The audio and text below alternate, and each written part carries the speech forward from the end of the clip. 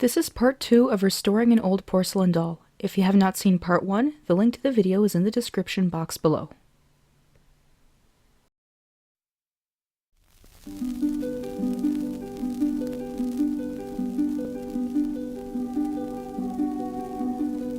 Welcome back! In the previous video, we dismantled the doll, sewed a whole new body, and cleaned up the porcelain parts as well as removed the original face paint.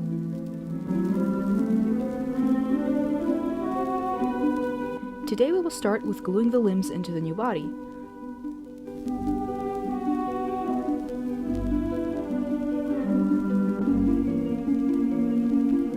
I'll be using super glue to make sure they stay in permanently. I need to make sure the hems stay rolled up inside the arm and leg holes to look neat when I glue the limbs on, so I use a tiny bit of Elmer's glue all to hold the hems in place.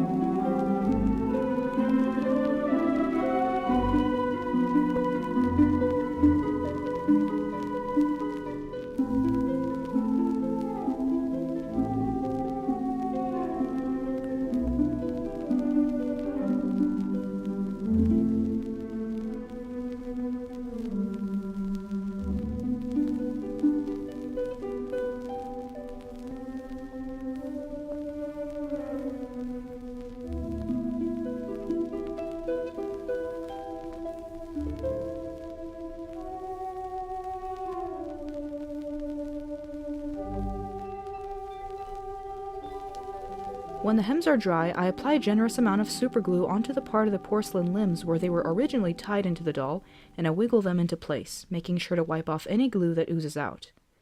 I highly recommend wearing gloves when working with superglue if you can. Getting your fingers accidentally glued together is not fun.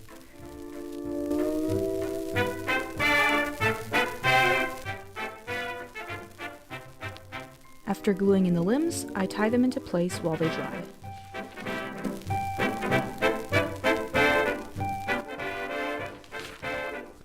Once all the limbs are glued and tied into place, we can get started on my favorite part, the face.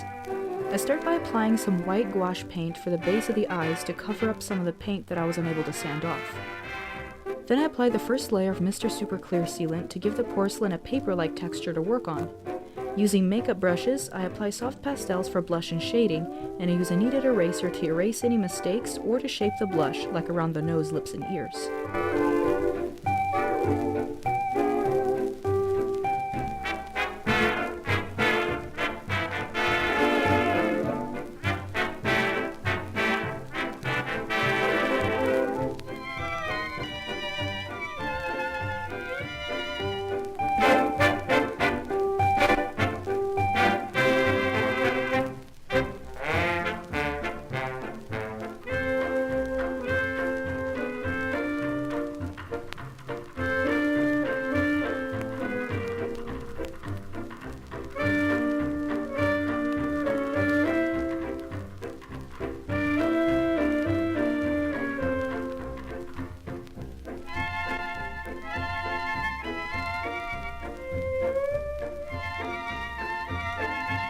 After all the blushing and shading, I draw on the rest of the face with watercolor pencils. I don't show it, but I seal the doll whenever color stops building or when I want to save my progress.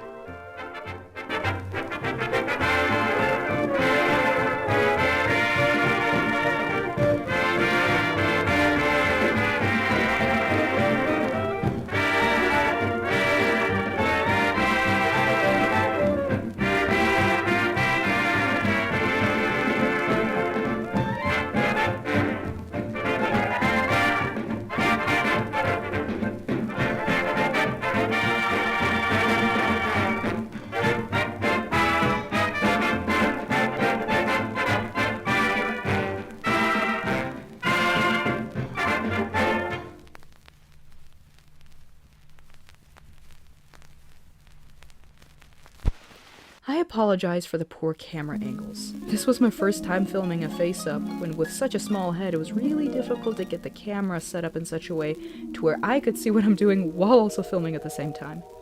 That's definitely something I'll have to figure out for my future videos.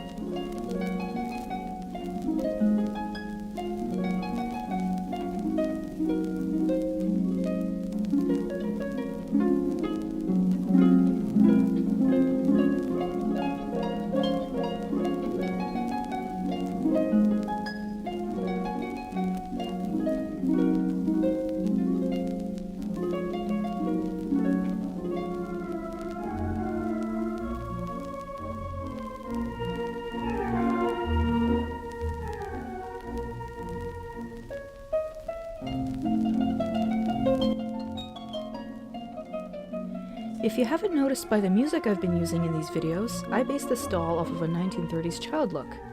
In fact, my main inspiration for this doll came from the Little Rascals show from the 1920s or 40s. This face sculpt honestly could have suited a little boy or a girl. For a while I was actually thinking of doing Spanky, but later decided to just make a girl instead.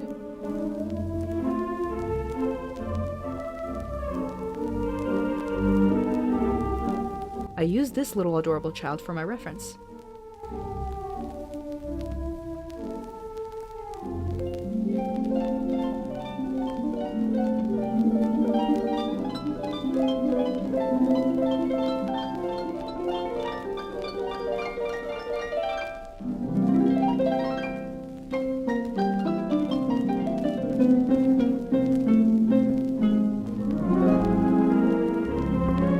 Eventually I reach a point where some colors won't build up anymore, so I use gouache paint to help me out with that.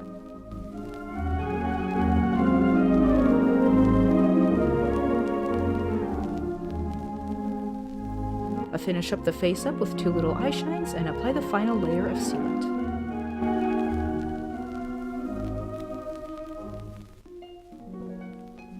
To make the hair, I will be using acrylic yarn. My first attempt on making the hair was with nylon doll hair, but that stuff did not want to get styled on such a small scale, so I scrapped the idea. Yarn fibers are my favorite to work with anyways.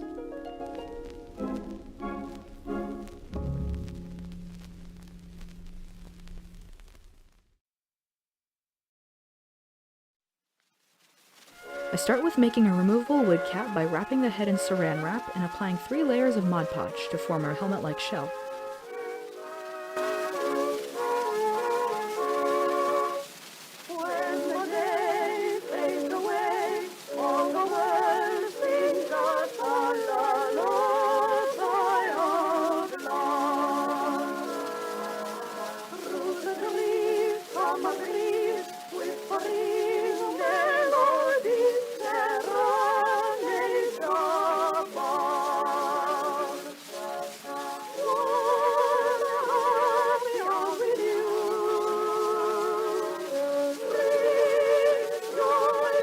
Next, I cut a bunch of even strips of yarn about 6 inches long, tie them into a chopstick, and brush out the fibers with a pet brush until they're all furry.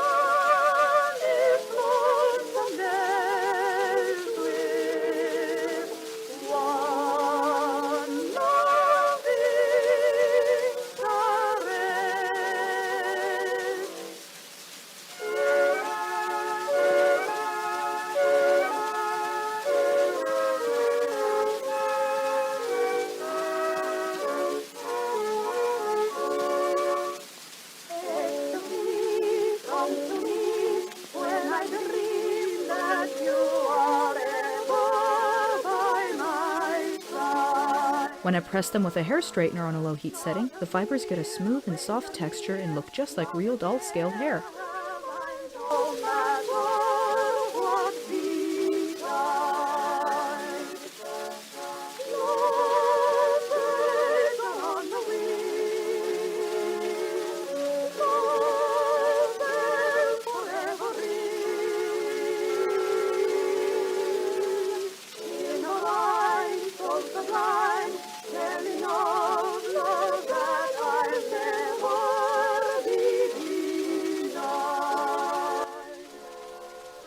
Then I make the hair wefts by gluing the fibers on a plastic sheet with Mod Podge.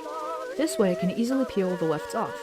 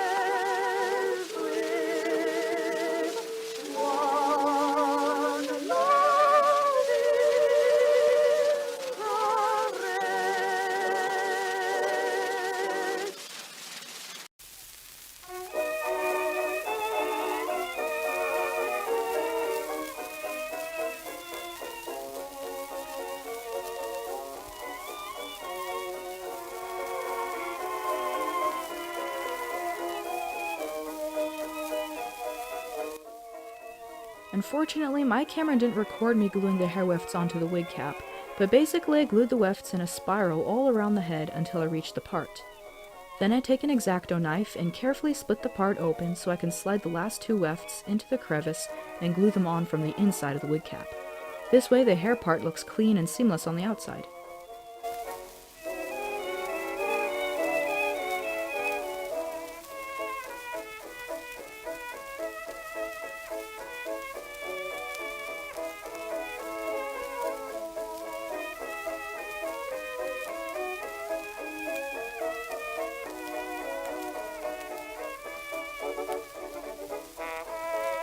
This yarn wig looks a lot more realistic than the nylon fibers.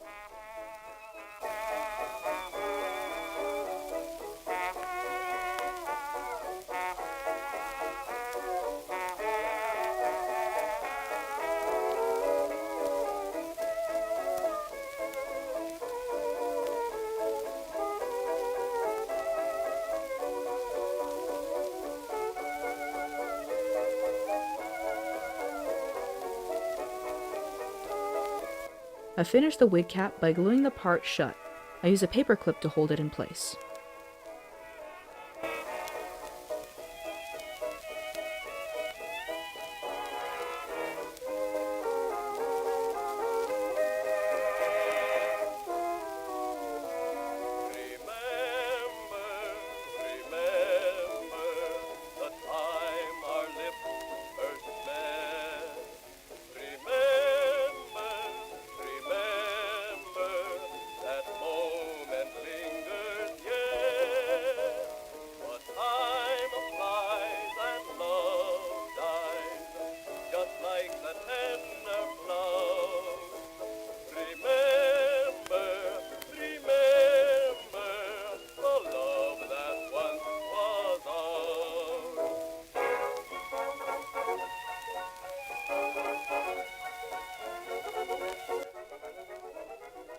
Now we can finally reunite the head with the body. I glue it in place just like I did with the limbs.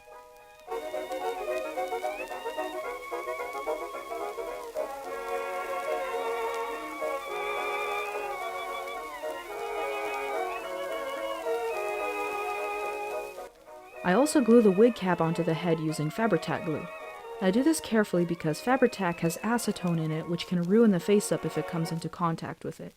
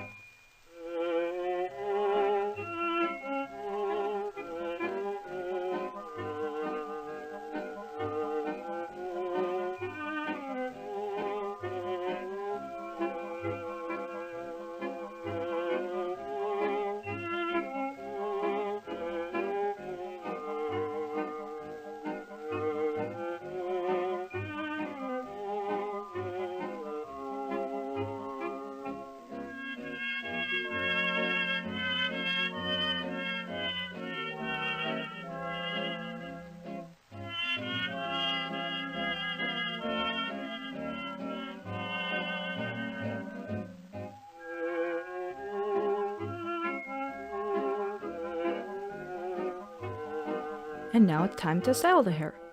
I want to try making a short hairstyle with tight curls like a lot of girls seem to have back in the day.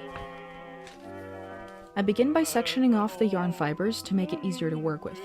As you can see, yarn is very manageable, which is why it's one of my most favorite fibers to use for doll hair, especially for shorter hairstyles. Long, long ago, spinning dreams of an old-fashioned garden, and a maid without old-fashioned bow. At first I didn't know how I would go about making such tiny curls, but then my boyfriend gave me the idea to use a nail. I heat it up with a hair straightener, then I tightly wrap a small section of yarn fiber around it, hold it there for about 30 seconds, and when I let it loose, I get a perfect curl. I do this about a million more times until I've worked my way all around the head. Spinning wheel in the parlor, spinning dreams of the long, long ago.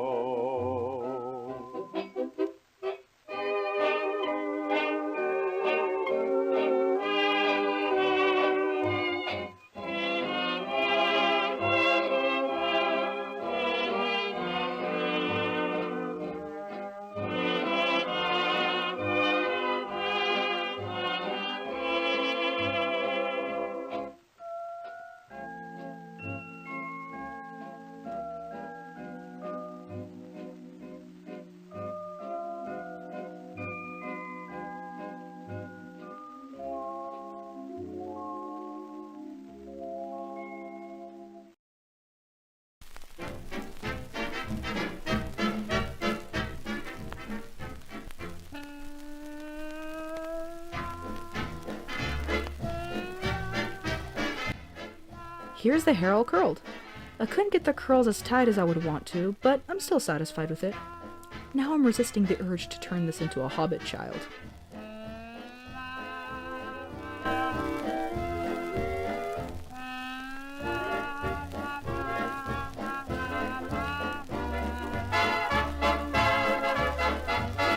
Now it's time to give her hair a little trim.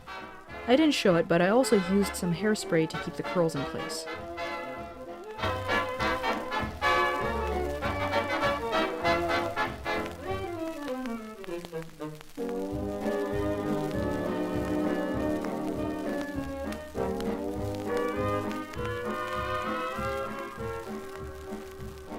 I love to whistle, 'cause it makes me merry, makes me feel so very. I love to yodel, everywhere I go, yodel-o-dee-ho, dee-o-dee-ho. To finish off the hairstyle, I make her some bangs. Early to bed, early to rise, makes you healthy, wealthy, and wise. I found out, I know it's true, a whistle does much more for you, so I love to whistle. Troubles won't come near me, especially when they hear me.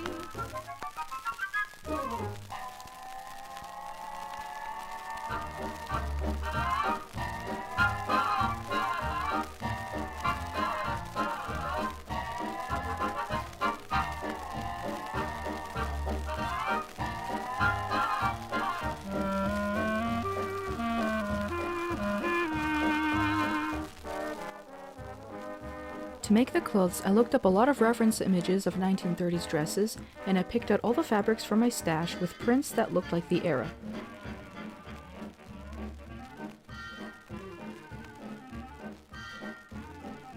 This is the one I chose to work with.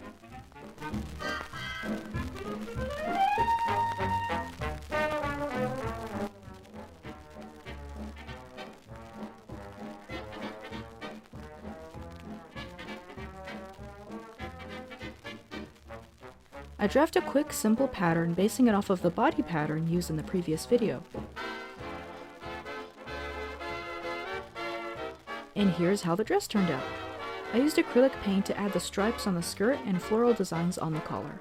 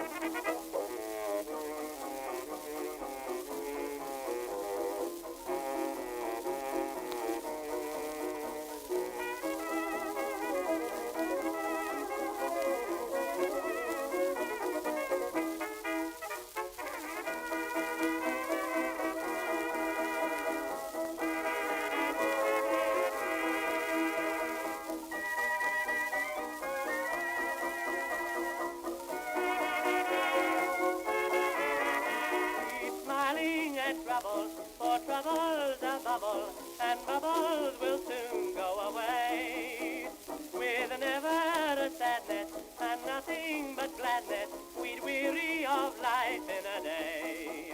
Be like the violets that doze 'neath the chill winter snows, they bravely wait for the May. So keep smiling at trouble, for trouble's To complete the outfit, I want to make her some simple slipper-like shoes with this polyester vinyl fabric, and socks using this cotton jersey, which is originally the glove I use when doing my doll face-ups.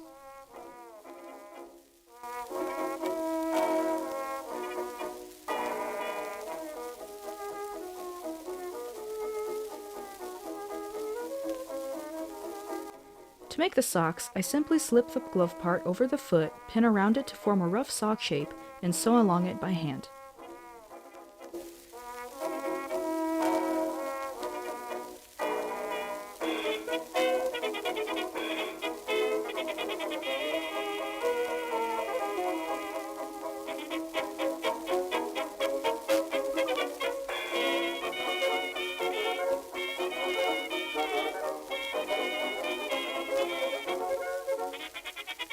They came out alright for the most part, but because the doll's feet are flat, it was really hard to get them to sit right. This flappy toe part is driving me crazy, but it'll stay hidden in the shoes. No one's gonna see it, right?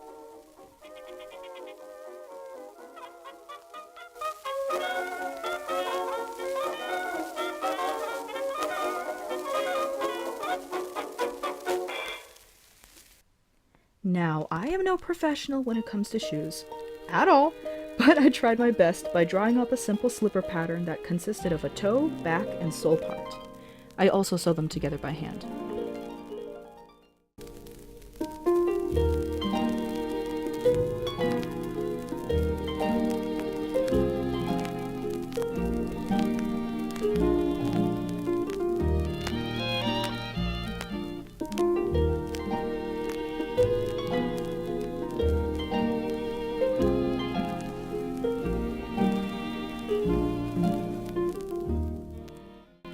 They're definitely not the best looking, but they look just fine if you don't look too close.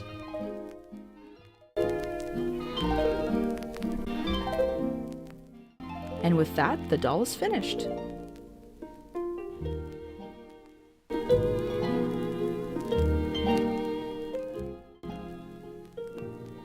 This was my very first time working with a porcelain doll, so it was a pretty fun experience. I hope you enjoyed watching the process and found it useful. Let me know if you decide to work on one yourself. Thanks for watching, and I'll see you in my next video. Bye!